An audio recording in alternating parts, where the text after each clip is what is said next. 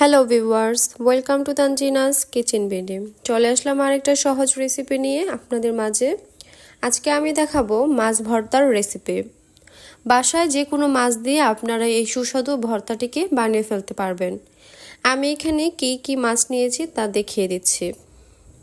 আমি এখানে 4-5 টুকরো মাছ নিয়ে নিয়েছি। এটা যে কোনো মাছ হতে পারে। আমি এখানে রুই মাছের টুকরো নিয়েছি 4-5টা। এখন আমি এই মাছ থেকে কাঁটাগুলোকে ছাড়িয়ে নিয়েছি। ভালোভাবে মাছ থেকে কাঁটাগুলোকে বেছে নেবেন, তা না হলে কিন্তু গলা আটকে যেতে পারে। আমি ভালোভাবে ছোট বড় কাঁটাগুলোকে একদম বেছে পরিষ্কার করে নিয়েছি।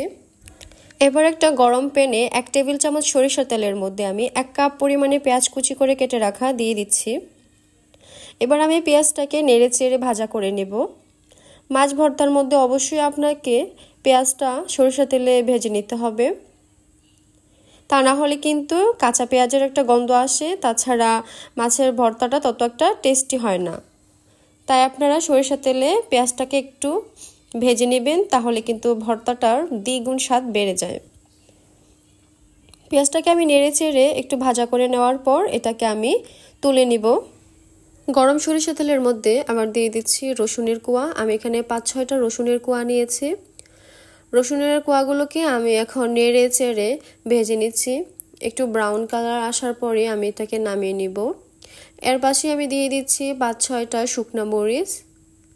সরিষা তেলের মধ্যে আমি শুকনো মরিচটাকে ভেজে নিচ্ছি। ভেজে নেওয়ার পর আমি রসুন এবং শুকনো মরিচগুলোকে নামিয়ে নেব। এখন চলে আসছি মূল রেসিপিতে। আমি এখানে 2টা আলু সিদ্ধ করে নিয়েছি। পেঁয়াজগুলোকে ভাজা করে নিয়েছিলাম, শুকনো মরিচ রসুন এগুলোকে আমি ভাজা করে নিয়েছিলাম। আর এখানে আমি পরিমাণ মতো ধনেপাতা নিয়ে নিয়েছি। প্রথমে আমি আলুগুলোকে হাত দিয়ে চেপে ভেঙে ম্যাশ করে নিচ্ছি। ভালোভাবে ম্যাশ করে নিয়ে নেওয়ার পর আমি এখানে দিয়ে দিচ্ছি শুকনো মরিচগুলো। শুকনো মরিচগুলো দিয়ে দেওয়ার পর দিয়ে দিচ্ছি আমি স্বাদ মতো লবণ। লবণটা আপনারা স্বাদ মতো দিবেন, যদি পরিমাণে বেশি হয় বেশি, কম হলে কম। এখন দিয়ে দিচ্ছি ভাজা রসুনের কোয়াগুলোকে। ভাজা রসুনের কোয়াগুলোকে আমি হাত দিয়ে ভালোভাবে ম্যাশ করে নিচ্ছি। রসুনগুলো মাখা শেষ। এখন আমি এখানে পেঁয়াজ ভাজাগুলোকে দিয়ে দিব। পেঁয়াজ ভাজাগুলোকে দিয়ে দেওয়ার পর শুকনো মরিচ রসুন এই সবগুলো উপকরণের সাথে পেঁয়াজগুলোকে আমি হাত দিয়ে ভালোভাবে মেখে নিব। আপনাদের কারো হাতে সমস্যা থাকলে তাহলে কিন্তু হাতে গ্লাভস পরে নিতে পারেন। আমি মেখে নেওয়ার পর এখানে ভাজা মাছগুলোকে দিয়ে দিব।